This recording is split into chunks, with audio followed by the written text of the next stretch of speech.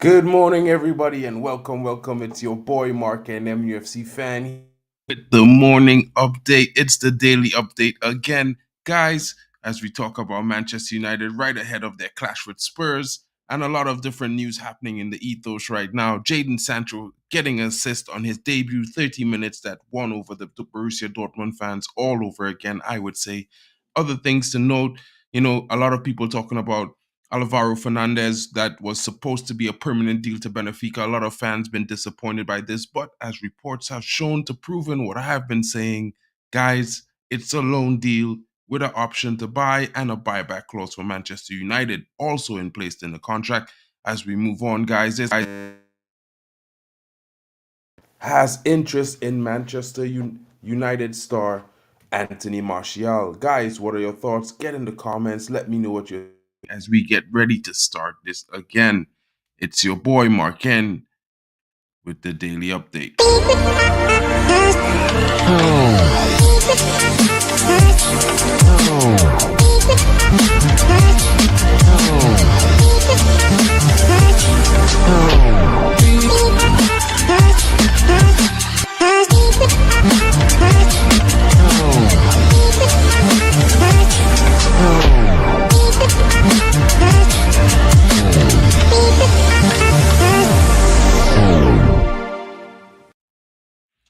And we're going to start really quickly off the road as we go. First things first, always information coming in the ethos. And it's one of those things, guys. Everyone's talking about Eric Ten Hag. Everyone's talking about Jadon Sancho.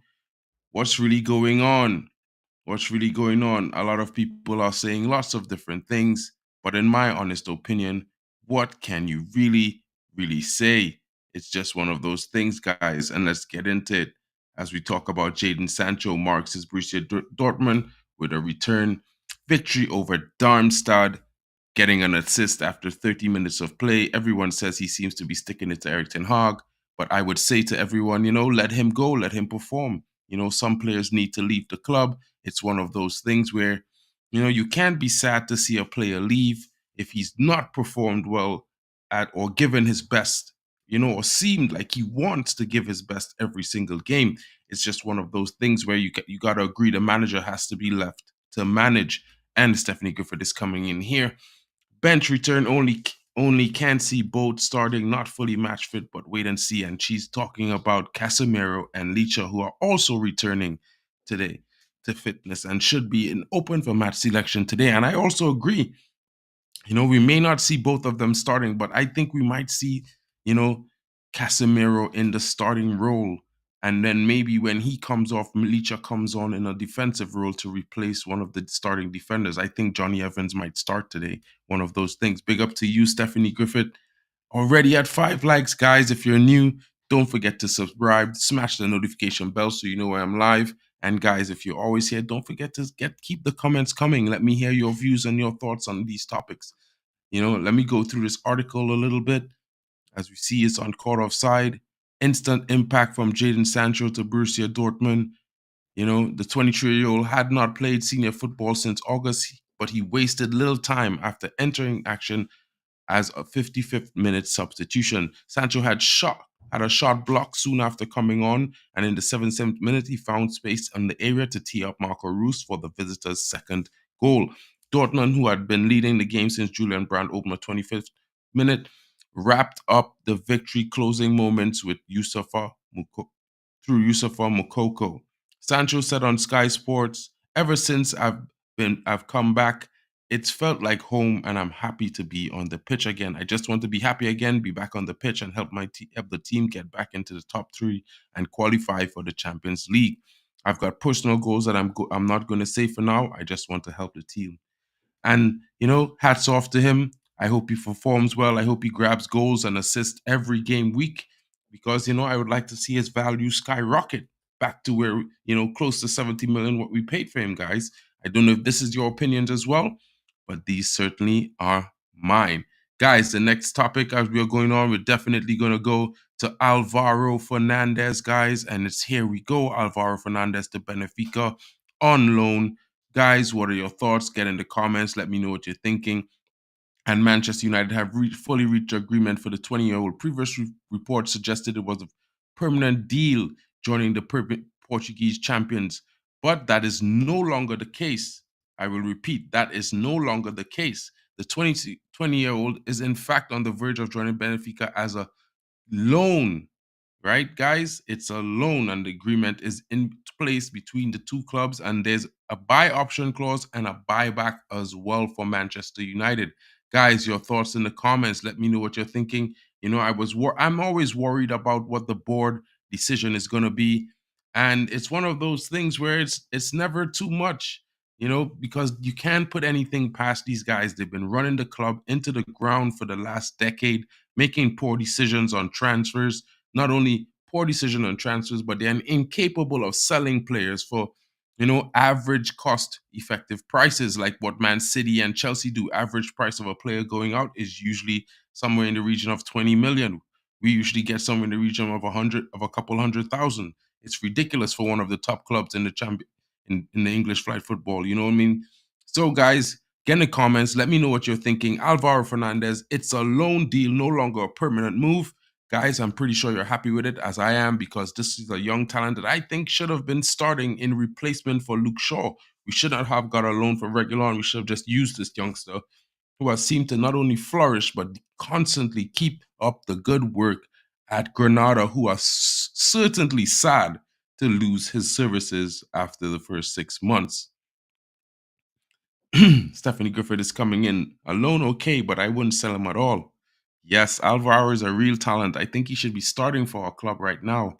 There shouldn't be anything on the cards about selling this youngster. Guys, your thoughts in the comments. Let me know what you're thinking. And let's move it along. Big up to you, Alien Tenno. How are you doing, bro?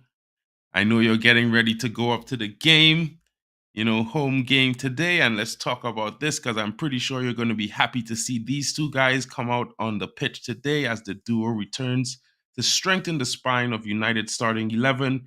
How will this impact the performances going forward? Tano, what's good, my bro? How are you doing, man? Hope you're having a great morning. You know what I mean?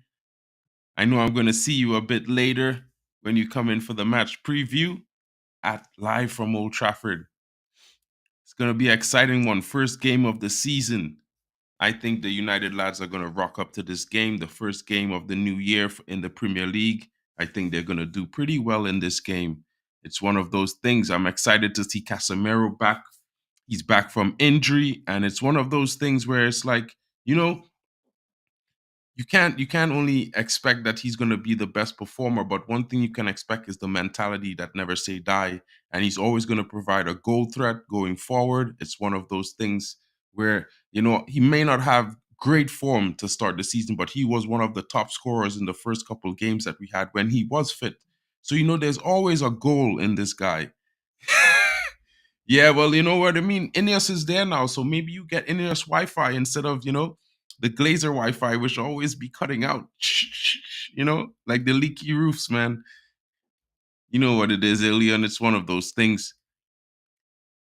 And I'm gonna go into this article where Eric Ten Hag is defending Manchester United's short-term approach to January transfers, and Eric Ten Hag saying what Weghorst's loan spell last season was a success. Success is bound to grab headlines, but the manager did have a go at defending the club's short-term approach to January transfers. The manager also said he would be considered looking for loan moves again this month if the right opportunity came up, which is an obvious attempt to tell every football agent in the world that United are in the market for loan signings. It's also important to note that United's issues with meeting the financial fair play rules mean they can only shop in the loan market again this January. That is the biggest reason that Manchester United is restricted to this market. But it really shouldn't come as a surprise. A year ago, United signed Jack Butland on loan as a backup goalkeeper before completing temporary loan deals for Marcel Sabitzer and Weghorst, neither of which were that much of a success.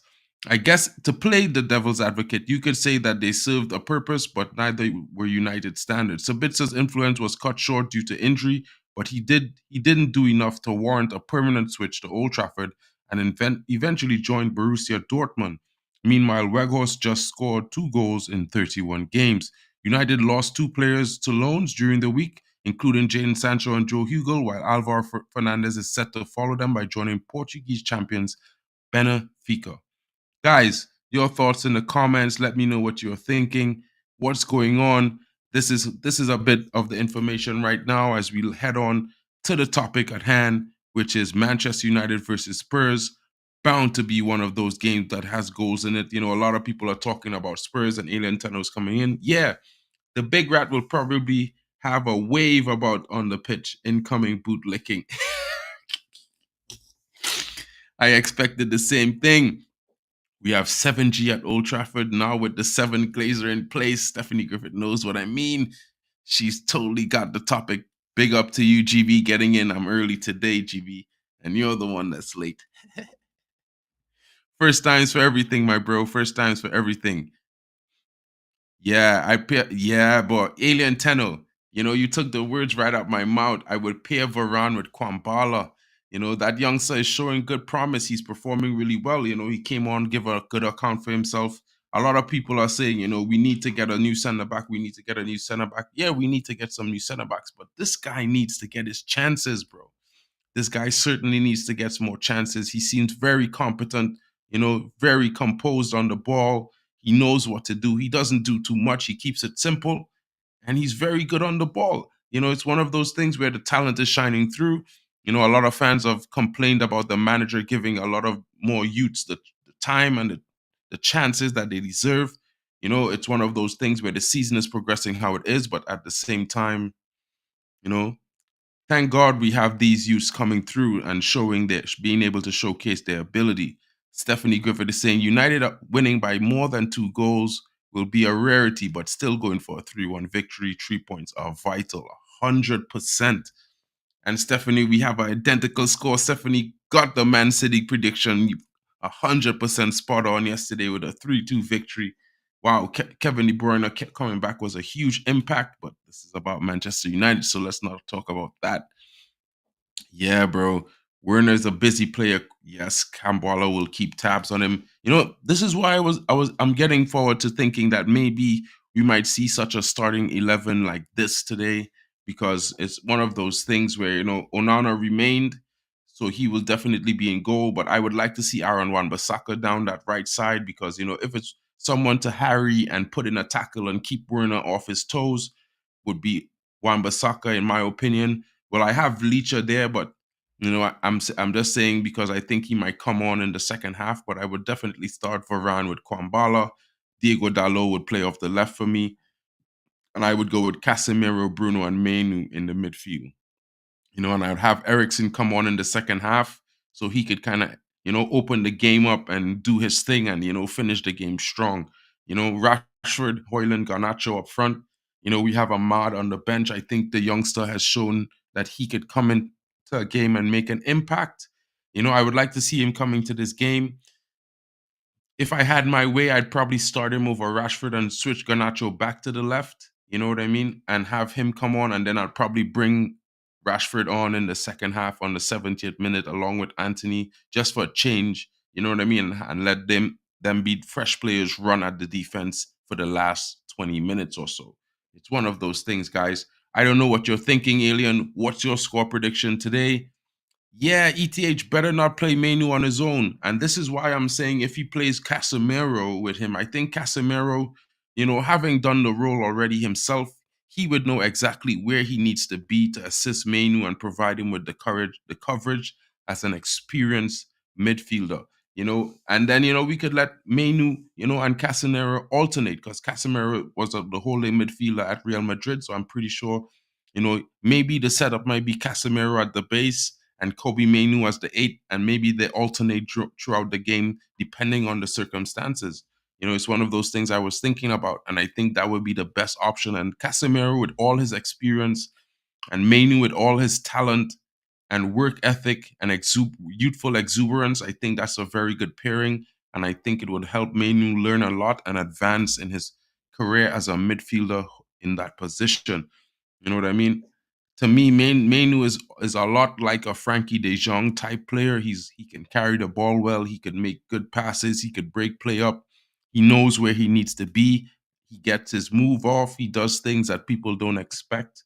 So it's one of those things where I'm looking forward to seeing the performance of the team this evening. And I think all United fans are hoping for a win, just like me. And like Alien Tenno and Stephanie Griffith, we all are thinking United probably going to win this game 3-1. You know, Spurs are there to get at it. And with Son out, it could just be the difference. And you know what? In all fairness, I think if we go back to the first game of the season where we played Spurs, I don't think they played us off the park. I think we were a badly knit United team at that time. We weren't really finding that cohesion that we needed. The players weren't performing consistently. We didn't have a compact defense like we had in the last 5 games. I think the Spurs team were facing a much worse United team in the first fixture, and now the return leg at home. I think this United team has shown over the last 5 games, even though we didn't win, that we could perform well and keep a compact defense. And we can create chances. And if it's one of those things, if the team could be clinical, which was lacking on the first match day game against Spurs, then I think, as always, United creates early chances. People haven't been taking note, but this season, we are one of the teams at the top of the list in top 3 in creating chances in the first 5 to 10 minutes of a game in any game. And so it's one of those things where maybe if they could, be clinical today with the chances they create, maybe we can see ourselves go up 2 goals in the first half alone. It's one of those things where I'm not trying to hype United, but I'm just saying it as I see it. And Spurs have a threat. They have this man Kulusevski, and this guy. If we can man mark him and keep him down, most certainly, I think it's one of those things we're gonna keep them out and keep them off their game. I'm gonna share the link, Alien, if you want to jump in, or Kenny Fan TV if you want to come in and give your views before I close. It will be welcome, guys. Big up to you. Yeah, you got a man, Mark Kulusevski. The guy he's got some moves. He's a very technical player. He's got ability. He's not afraid to try whatever he wants to try. And it comes off for him sometimes. So it's one of those things. I think Dalot could cope with him, and if we pair Dalot with maybe a Johnny Evans or likely Willie Kwambala or even a Licha, I think it's going to be tough for Kulusevski, because when we played them last season, I think we clamped down Spurs entirely. It's one of those things where I think Kulusevski is good, but he's not Ronaldinho. You know what I mean? Dalot has been having good games the last few games. Even getting that goal that he scored. I would say he did really well to get it. Maybe even lucky to get it. But at the same time, his defensive performances have not been bad. They've been actually improving throughout the season. He's had a few howlers at the beginning of the season, but for the latter part of the season, Dalot has been one of our better defenders going for, as well as players going forward. So it's like, it's hard not to back him to get one over on Kulusevski today.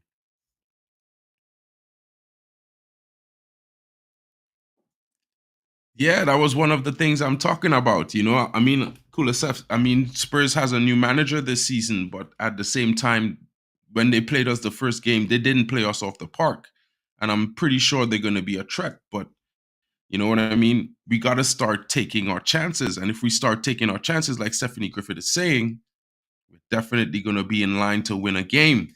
And we're at home. Don't forget that Manchester United has the best support in the entire world, 500 plus million fans worldwide. The stadium is full every match day. The fans are going to be up for it. It's going to be cold, so I'm pretty sure they're going to be, singing and cheering along, not even to keep warm, but to support the guys on the field. And I think the team needs support more than ever right now.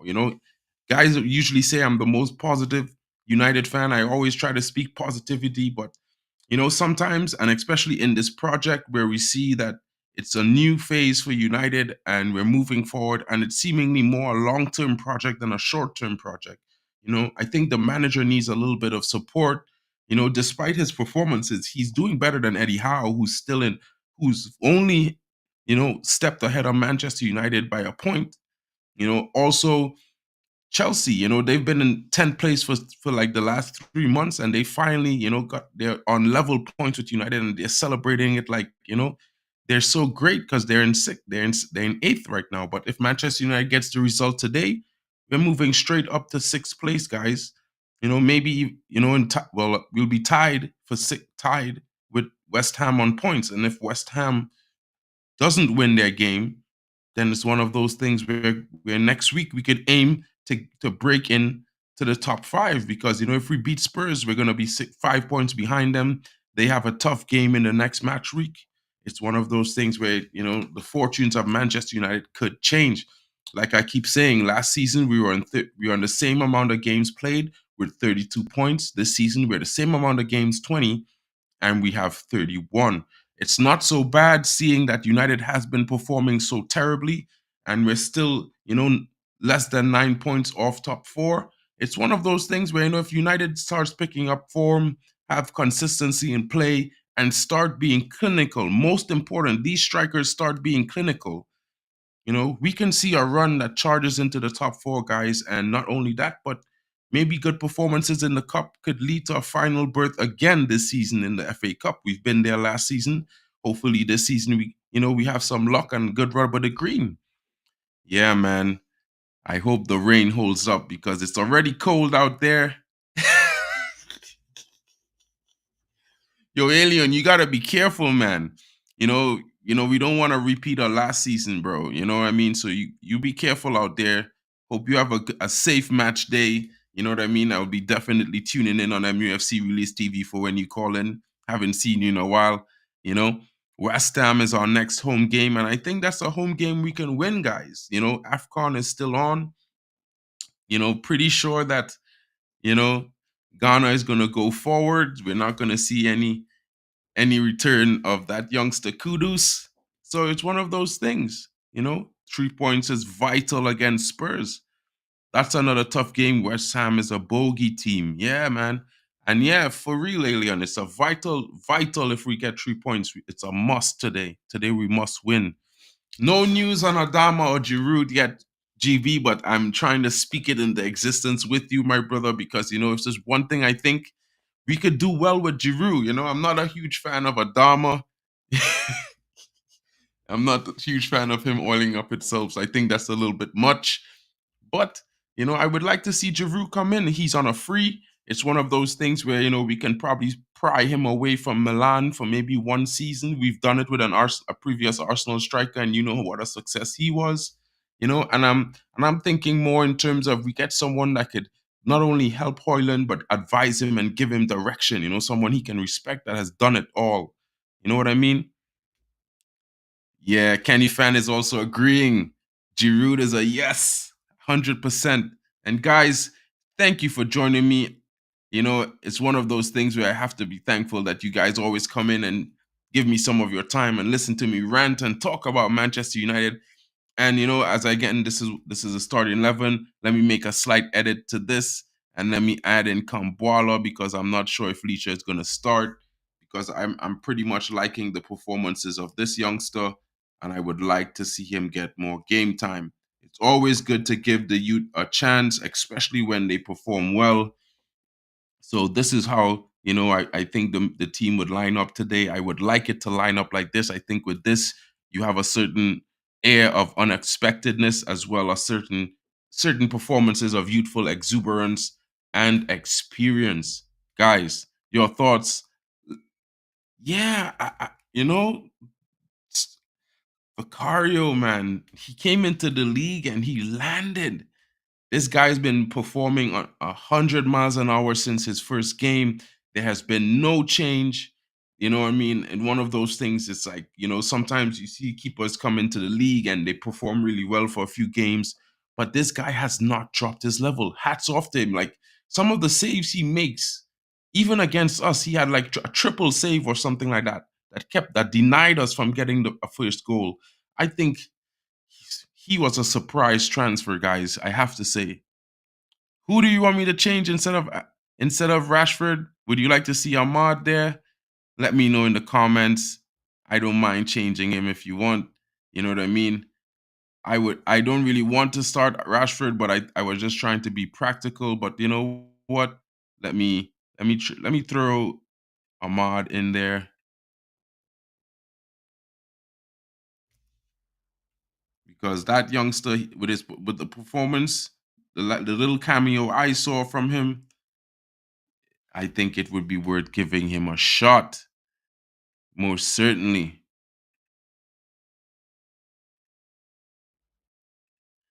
So GB, you really think Edison? You think, oh, Palestri, no problem. Yeah, Palestri's a good shout. I thought Palestri was probably going to be out on loan already, in my opinion. So this is one of those things. I'm pretty shocked he doesn't get more game time. It's one of those things that shocks me. I'm pretty shocked he doesn't get more game time. I mean, I won't be too mad if Eric Ten Hag doesn't rate him, but at the same time, it's one of those things. It's weird for me.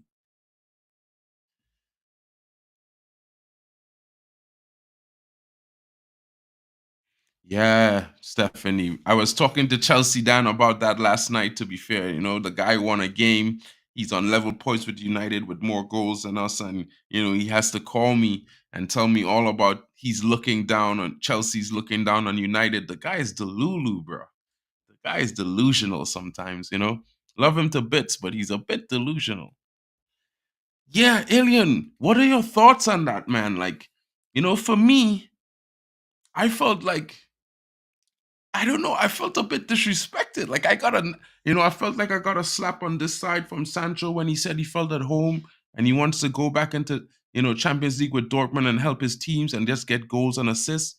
And then when Rashford liked the tweet, I was like, I got a slap on the neck side because I'm like, he's not showing solidarity with the United fans or the manager. I mean, it's all good. We know you're friends with Sancho, but you don't need to prove to the world that, you're supporting him. Everyone knows you're supporting him. You know what I mean. I think it's more likely that Rashford could see the fan base turn on him for that kind of comment. Yeah, it's a dig at ETH, but you want to know the funniest thing? Sancho's number 10 is a dig at Rashford because when they fell out, a lot of people might not know, but they fell out. His complaints was Marcus Rashford's poor form, and he starts every game. You know what I mean? So for me, it's like I don't like the Rashford comment. I think he should not be getting himself involved in those things. He should not be doing that, especially when you're playing under a manager that's backing you after you've had a horrible 18-game performance to start the season. You know what I mean? And yeah, you tell him in private, GB, 100%. You tell them in private.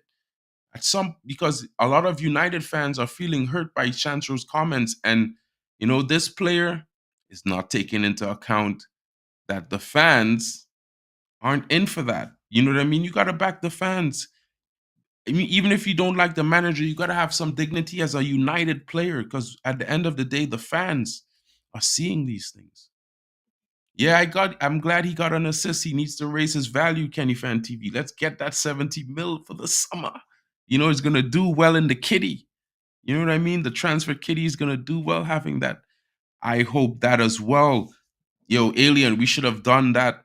We should have done that in 2022, bro. 90 million from PSG.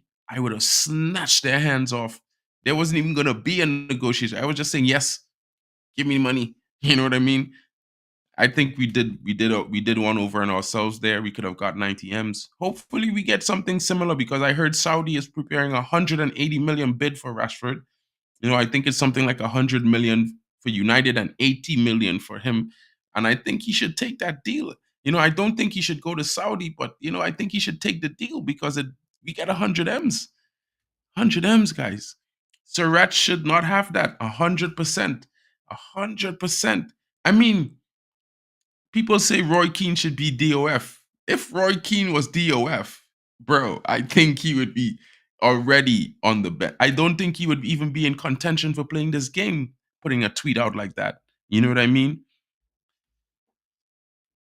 Yes, man. We should have, bro. We could have got Gakpo. I've been saying this, you know what I mean? And one of the things for me is that, we could have had Cody Gakpo, but, another thing bothers me is why? Why didn't the board allow him to get Cody Gakpo? We pretty much spent Cody Gakpo's wages price in transfers in January. You spent like what 18 to 20 million. We could have got Gakpo, paid a down payment up front, and paid the rest off this season. You know what I mean? Somehow I feel like the board, protects some of these poster boys at the club and they won't allow them to leave no matter their performance. You know, I've been saying this for months, bro. Like ever since Eric Ten Hag identified Cody Gakpo, people, a lot of fans talk about Eric Ten Hag's talent ID. Do you think Disasi would be at Chelsea if not for being linked to Manchester United first? Do you think Do you think Cody Gakpo would be at Liverpool if he wasn't linked to Manchester United first? No one knew about Cody Gakpo before Eric Ten Hag said he wanted him. You know what I mean? Xavi Simons, bro. Every time I see this kid, I'm sad, bro, because he could have been a United player this summer for like 18 million, and we went and got Mason Mount. You know what I mean? Yeah, GB. If Keno was DOF, half the team would quit, and Rashford would probably be working at McDonald's, bro, because the Keno monster mentality, I don't think a lot of these guys have it, man. You know what I mean? I don't think a lot of these guys have it. Guys, thank you for joining me. I'm gonna end the stream now. I got to 9 likes. That's nice.